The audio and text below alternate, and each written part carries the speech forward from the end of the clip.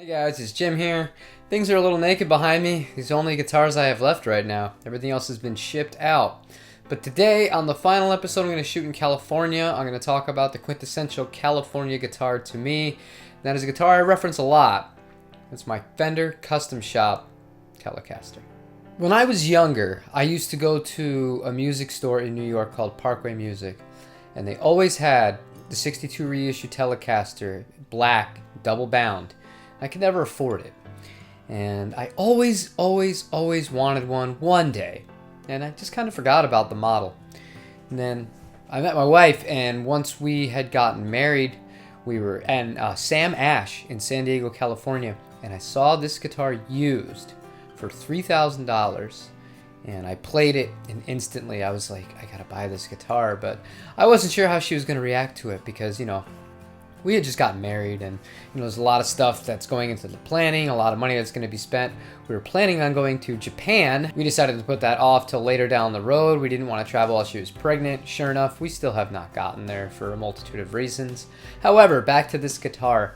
This guitar had a 9.5-inch radius. This guitar had the perfectly worn-in neck on it. This guitar was light. It was just over 7 pounds.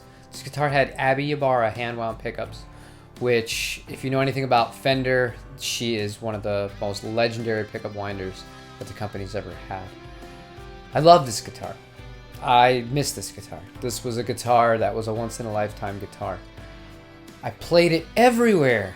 I played so many gigs with this guitar, so many fun events with this guitar, so many records with this guitar, and I sold it because we were really panicking during, the shutdown when we didn't know what was going on, and I decided to go all in on the YouTube channel and selling guitars. Well, I didn't actually the YouTube had nothing to do with the finances of it, but part of my thing with the business idea was to be able to get in guitars, do demos of them for this to help sell them, not actually be doing this to make money, just as a supplement to the guitar selling business.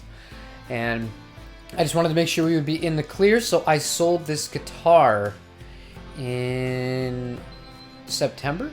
Yeah, September of last year. It's funny to look back at pictures with me and this guitar and my wife, and it wasn't that long ago, a lot of them, as far as our performances, but we look so much different. Dude, if you don't have a kid, once you have a kid, you age like crazy. I always look the same from like pretty much 17 years old up until about 33, and then it's just been all downhill from there. I got so many gray hairs. I got wrinkles. I don't sleep. But that guitar, when I look at pictures of it, I have so many fond recollections and timeless memories that'll never be replaced and never be forgotten. And I'm gonna get right to the point to keep this short, because I could talk about this guitar for probably an hour, but I'd bore you. I would absolutely rebuy this exact guitar. I would never buy. Well, I won't say never, but I would say 99% chance I never buy a Fender Custom Shop ever again, though.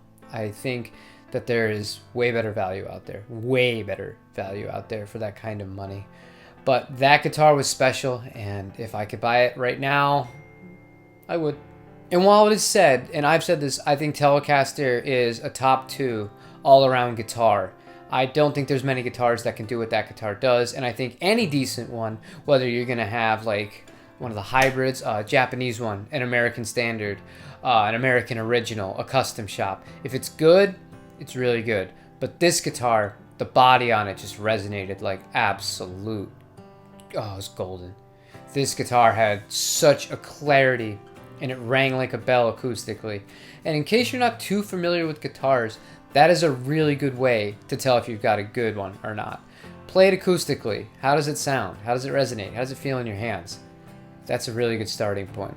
Because things like electronics, granted, this had the best possible Telecaster electronics money could buy, in my honest opinion. They can always be adjusted later. But stuff like that body, the weight, the resonance, the neck, man, that's where the magic is. I'd like to thank you guys on this little journey. I know we started here in this tiny little room, but we have a long way to go, and we have a lot more to do. I'm really excited, especially to have my drum kit.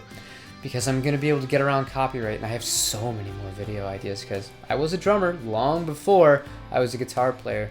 So I should have a lot more unique content that, you might not expect from me on this channel sooner than later. Again, many thanks for joining me on this journey. This chapter of it is officially over, but it's not the end. We'll see you guys on the next video. Subscribe if you haven't already. Leave me a like, leave me a comment. Take care, you guys.